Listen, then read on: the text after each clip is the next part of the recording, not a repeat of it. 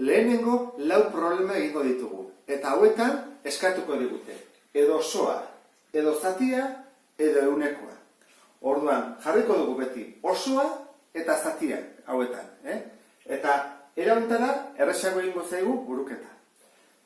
Datuak jarri ditut, 750 plaza daudela, 160 libre, eta galdetzen digute ibilgailu kopurua.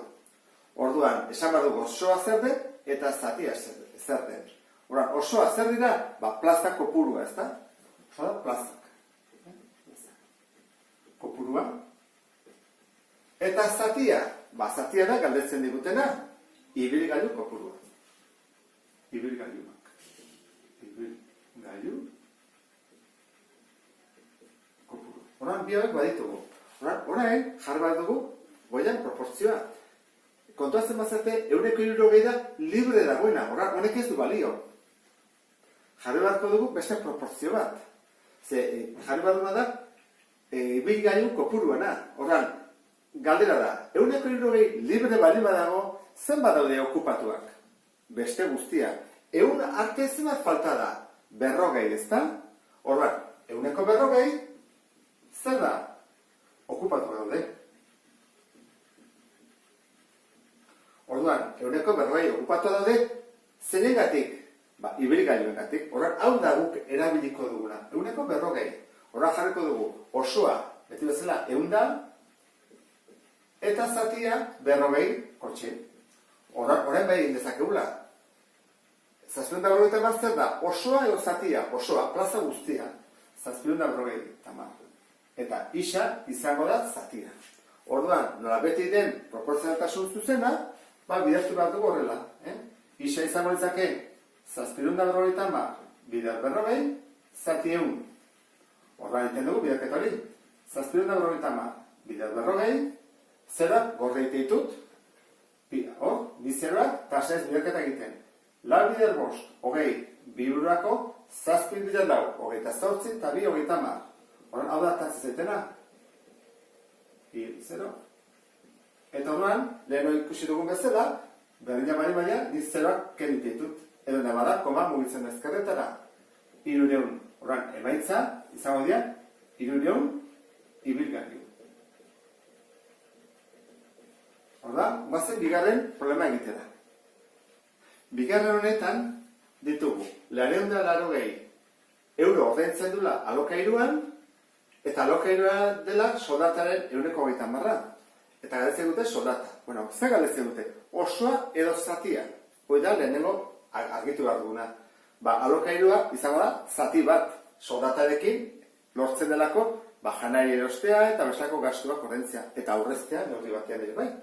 Orduan, hasi gaitezen. Osoa, orda izango da osoa, soldata. Eta zatia, alokairuan.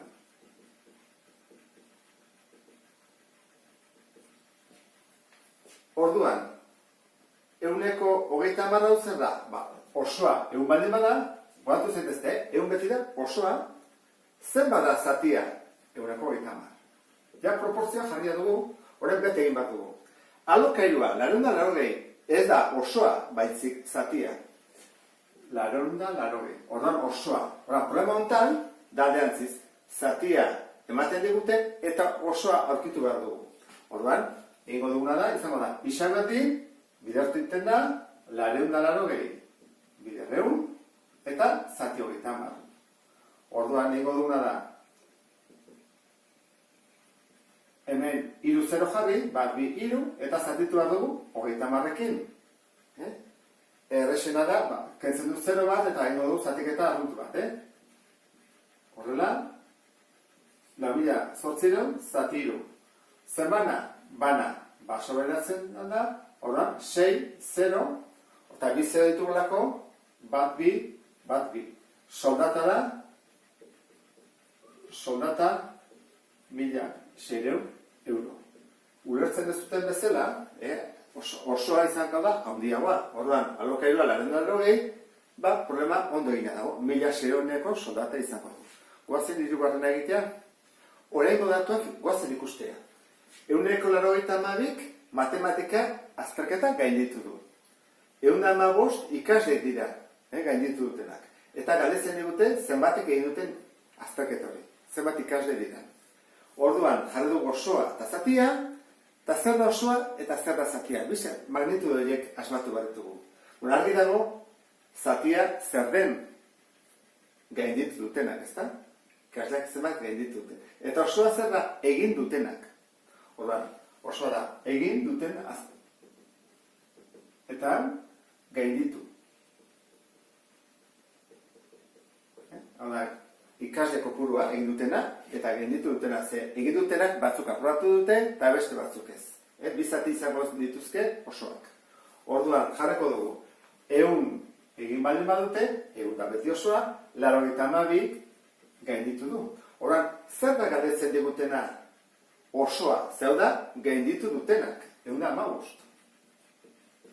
Kaso honetan ere, lehenko problema bezala, zatia ematen digute eta osoa behar dugu. Orduan, kaso hauetan, zer gertatzen da? Zatiketa zailago izaten dela, ikusi zazuen. Ibar da, diagonalean bidertu, 115 biderreun, zati 92, eta biderreun egiterakoan, bizero eraizten dizkiogu, 92. Ikusten dezu bezala. Hemen, oso ematen digutenean eta zatia aurkitzeko erresagoa da. Zatiketak dira zati 100. Baina hauetan, da zati 92, zati 96, da hona. Horan bazen zatiketa egitea? 0-0, 92. Bueno, borduan, lehenengo, bana izango da, bi bider bat, bi, iru, behatzi bider bat, behatzi, hemen, bi sobera.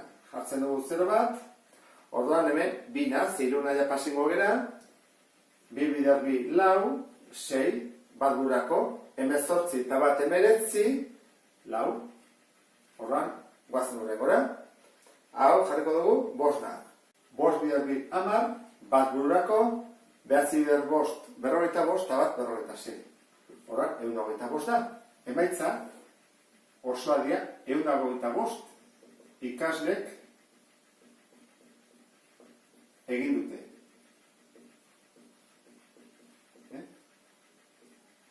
Hora izango zateke. Guazen, laugarrena egitea. Laugarren problema hontan, 100koa galdetzen digute. Aurretik, galdetu digute zatia, osoak eta bar. 100koa kalkulatzeko, beti bezala jarri dugu osoa eta zatia, eta hasiko gera. Batetik, zenbat balio dut txabarrak. 60 euro, 48 ordaindu dut. Eta galdetzen dute, deskontua. Ordan osoa zer da? Osoa da, balio duena. Balio du. Eta zatia da, galdetzen digutena, deskontua.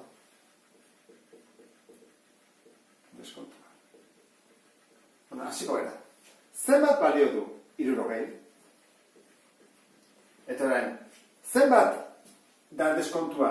Zenbat deskontatu diate? Zer egin behar dut? Kenketa bat. Ebar dut dugu kenketa bat. 60, ken 48. Geditzen ez dit 12. Orduan, deskontua dira 12 euro. Eta orain dator, 100koa. Zenbat deskontatu diate? Jarri badut, 100. Eta nun, 100 jartzen da. Beti osoan. Hora jarri dut hemen 100, eta hemen isa. Orduan, monta, egin behar dugu. Beti bezala, isa berdin, 12 biderreun, zati 60, egot bideketa, bakizue, koma bi mugitzen dela, orduan, izango zateke, 1000 zati 60, kentzen dut. Bizeroak, eta horren zatiketa ingo dut. 190, zati 6. 6 bider bi 12, eta 0 bat. Hogei. Orduan, erantzuna izango litzake. Deskontua, 120 da. Eta horrela bukatzen dugu, lehenengo problema zatiek. Eta orain, bigarren problema mota izango ditugu. Euroekin sartzen direnak, igokuntzak eta jetxierak.